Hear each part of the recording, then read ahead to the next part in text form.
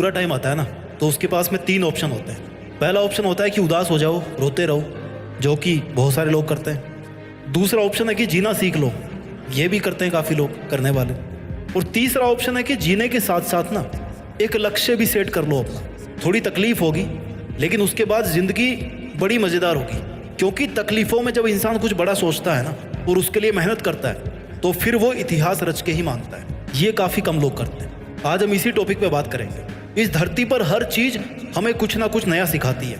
बाज जब बहुत ऊंचाई पे उड़ रहा होता है ना, तो उसका फोकस अपने शिकार पर होता है, जो बहुत ऊंचाई से ही अपने शिकार को तय कर लेता है कि भैया मुझे इसका शिकार करना है। समुद्र पे है, धरती पे है, कहाँ पे है, वहां पे मुझे इस शिकार को पकड़ना है। बहुत तेज नजर होती है उसकी, और फिर वो समुद्र में डुबकी लगाकर अपने पंजे में शिकार को कैद कर लेता है। ठीक वैसे ही इतिहास रचने के लिए आपको अपना फोकस अपने दर्द से हटा के अपने गोल्स पर टिकाना होगा। आपका टारगेट आपको बदलना होगा, अपनी मुसीबतों से, अपने दर्दों से हटा करके किधर करना है, अपने गोल्स की तरफ। आपने कितनी बार सुना होगा कि उतने पैर पसारिए जितनी बड़ी चादर हो। यही सीखते आए ना हम लोग आज तक। पहले तो उस बंदे को पकड़ के लाओ यार जिसने इतनी छोटी चादर बना दी, और फिर चादर को बड़ा करवाओ, और फिर अपने पैरों को आराम से लंबा करके सो। अगर इतिहास रचना है तो पैरों को फोल्ड मत करो, बल्कि अपनी चादर का साइज बढ़ाओ। जितना मन करे उतनी चादर बनाने की औकात होनी चाहिए। कहने का मतलब है कि डू नॉट लिमिट योरसेल्फ। आप लिमिटेड वर्जन नहीं हो, आप लाइफ टाइम अनलिमिटेड वर्जन हो। इस बात को समझिए। और आप अपने आप को लिमिटेड वर्जन क्यों समझते हो?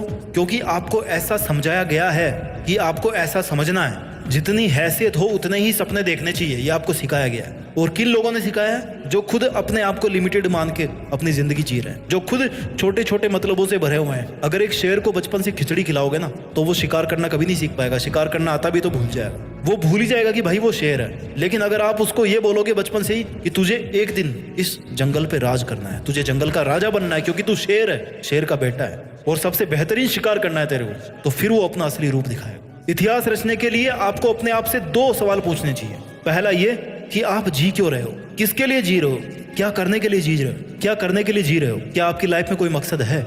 और दूसरा ये कि क्या आप जिस मकसद के लिए जी रहे हैं, क्या उस मकसद के बिना भी आप जी सकते हैं, आपकी लाइफ को इमेजिन कर सकते हैं आप उस मकसद के बिना। अगर दोनों सवाल का जवाब पॉजिटिव आता है ना, इट मीन्स कि आपके दिल में वो चिंगारी है जो अगर किसी दिन एक बड़ी आग का रूप धारण कर लेती है ना, तो आप इतिहास रच दोगे, आपको कोई नहीं रोक पाएगा। अब इस चिंगारी को आग में बदलने का जो सफर है ना, वो बहुत ही रोमांचक है, बहुत ही एडवेंचरस है। इसमें आपकी हर चीज की भूमिका है, इसमें हर उस इंसान की भूमिका है जो इंसान आज आप पर कीचड़ उछाल रहा है, आपको डाउन करने की कोशिश कर रहा है, आपसे केवल मतलब के लिए जुड़ा हुआ है। जब सर्दियों की सुबह में बहुत ज्यादा कोहरा होता है ना, तो आप कैसे चलते हो? आप जैसे जैसे धीरे धीरे आगे बढ़ते रहते हो, राइट? आपको आगे का रास्ता दिखना शुरू होता है जैसे जैसे आप थोड़ा आगे आगे बढ़ते जाते हो। आगे का थोड़ा थोड़ा रास्ता ही आपको दिखता है घने कोहरे में। मुश्किलों में भी ऐसा ही होता है। जब भी लाइफ में मुश्किल आती है ना, आप केवल थोड़ा सा आगे चलने के बारे में सोचो, बहुत बड़ा मत प्लान करो, वहां से आगे बढ़ने की सोचो। 2 कदम, 5 कदम, 10 कदम, और ऐसे ही कर करके आप कितने ही किलोमीटर आगे आ जाओगे। देखना,